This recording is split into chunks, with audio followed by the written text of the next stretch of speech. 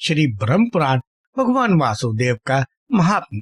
व्यास जी कहते हैं, जगन माता पार्वती अपने स्वामी की कही हुई सब बातें आदि से ही सुनकर बहुत प्रसन्न हुई। उस समय वहाँ तीर्थ यात्रा के प्रसंग से जो मुनि उस पर्वत पर गए थे, उन्होंने भी शूलपाणी महादेव जी का पूजन और प्रणाम करके सब लोगों के हित के लिए प्रसन्न किया।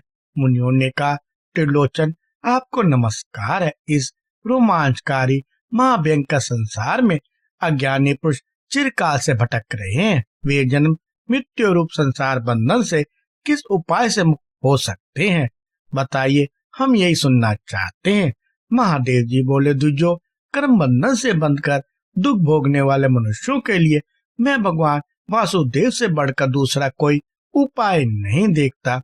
जो शंख चक्र और गदा धारण करने वाले भगवान वासुदेव का मन, वाणी और क्रिया द्वारा विधि पूर्वक पूजन करते हैं, वे परम गति को प्राप्त होते हैं। जिनका मन जगन में भगवान वासुदेव में नहीं लगा, उनके जीवन से और पशुओं की भांति चेष्टा से क्या लाभ हुआ। मुनियों ने कहा, सब लोग वंदित पिनाकधारी भगवान शंकर, हम भगवान वासुदेव का महात्म सुनना चाहते हैं। महादेव जी बोले, सनातन पुरुष श्री हरि ब्रह्मा जी से भी श्रेष्ठ है। उनका श्री विग्रह श्याम वर्ण है, उनकी कांति जम्बूनद नामक स्वर्ण के समान है। वे मेघ रहित आकाश में सूर्य की भांति प्रकाशित होते हैं। उनके 10 भुजाएं हैं।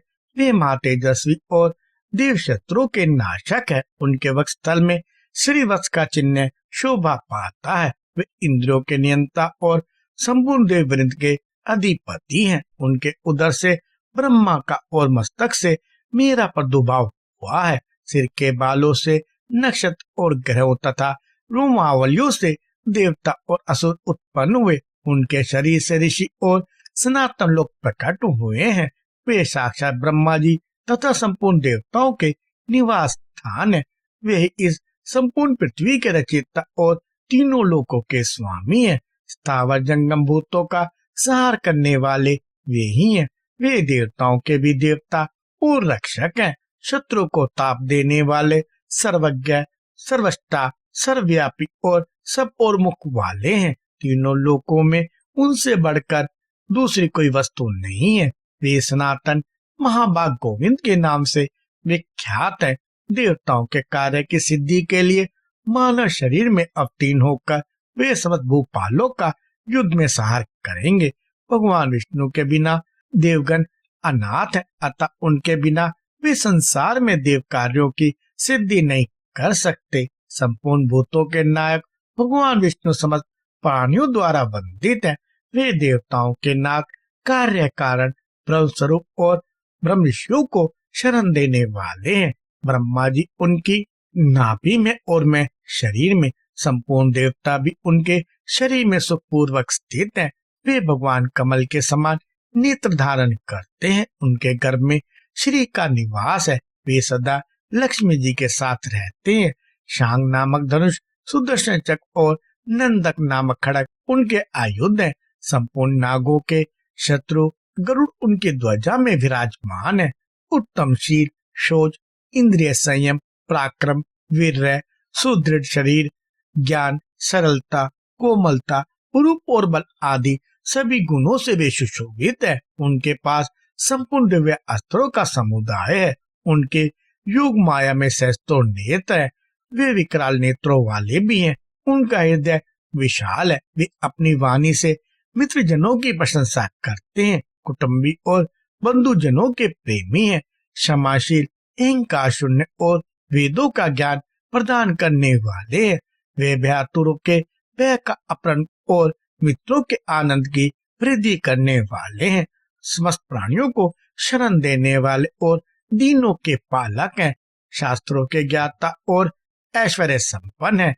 शरण में आए हुए मनुष्यों के उपकारी और शत्रुओं को वह देने वाले हैं। नितज्ञ, नीति संपन्न, ब्रह्मवादी, जितेंद्र और उत्कृष्ट बुद्धि से युक्त है। वे देवताओं के अभ्युदय के लिए महात्मा मनु के वंश में अवतार लेंगे। उस अवतार में वे ब्राह्मणों का सत्कार करने वाले, ब्रह्म स्वरूप और ब्राह्मणों के प्रेमी होंगे। यदुकुल में अवतीर्ण भगवान श्री कृष्ण राजगृह में जरासंध को जीतकर उसकी कैद में पड़े हुए राजाओं को छुड़ाएंगे। पृथ्वी के समस्त रत्न उनके पास संचित होंगे। वे अत्यंत पराक्रमी होंगे। भूतल पर दूसरा कोई वीर उन्हें पराक्रम द्वारा परास्त न कर सकेगा। वे विक्रम से संपन्न समस्त राजाओं के भी राजा और वीर मूर्ति होंगे। भगवान वासुदेव द्वारका में रहते हुए दुर्बुद्धि दैत्यों को पराजित करके इस पृथ्वी का पालन करेंगे। आप सब लोग ब्राह्मणों तथा श्रेष्ठ पूजन सामग्रियों के साथ भगवान की सेवा में उपस्थित हो सनातन ब्रह्मा जी की भांति उनका यथा योग्य पूजन करें। जो मेरा तथा पितामह ब्रह्मा का दर्शन करना चाहता उसे परम प्रतापी भगवान वासुदेव का दर्शन अवश्य करना चाहिए। उनका दर्शन होने से ही मेरा भी दर्शन हो जाता है। इसमें कोई अन्यथा विचार नहीं करना चाहिए। तपोधनो भगवान वासुदेवी ब्रह्मा है, ऐसा जानो। जिन पर कमल नयन भगवान विष्णु प्रसन्न होंगे उन पर ब्रह्मा से संपूर्ण देवता भी प्रसन्न हो जाएंगे। संसार में जो मानव भगवान केशव की शरण लेगा उसे कीर्ति, यश और स्वर्ग की प्राप्ति होगी। इतना ही नहीं, मैं धर्मात्मा होने के साथ ही धर्म का उपदेश करने वाला आचार्य होगा।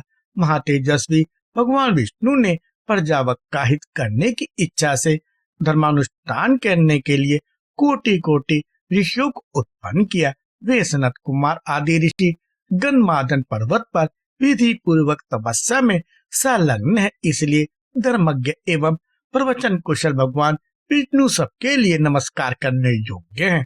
वे वंदित होने पर स्वयं वंदना करते हैं और सम्मानित होने पर स्वयं भी सम्मान देते हैं। जो प्रतिदिन उनका दर्शन करता है उस पर वे भी सदा कृपा दृष्टि रखते हैं। जो उनकी शरण में जाता है उसकी ओर वे भी बढ़ आते हैं। जो उनकी अर्चना करता है उसकी वे भी सदा अर्चना करते हैं। इस प्रकार आदिदेव भगवान विष्णु आनंद है। साधु पुरुषों ने उनकी आराधना के लिए बड़ी भारी तपस्या की है। देवताओं ने भी सनातन देव श्री हरि का सदा ही पूजन किया है। भगवान के अनुरूप निर्भरता से युक्त उनकी शरण में जाकर उनकी आराधना में मन लगाया है। संपूर्ण द्विजों को चाहिए कि वे मन, वाणी और क्रिया द्वारा भगवान देव की नंदन की सेवा में उपस्थित हो यत्न पूर्वक उनका दर्शन और नमस्कार करे।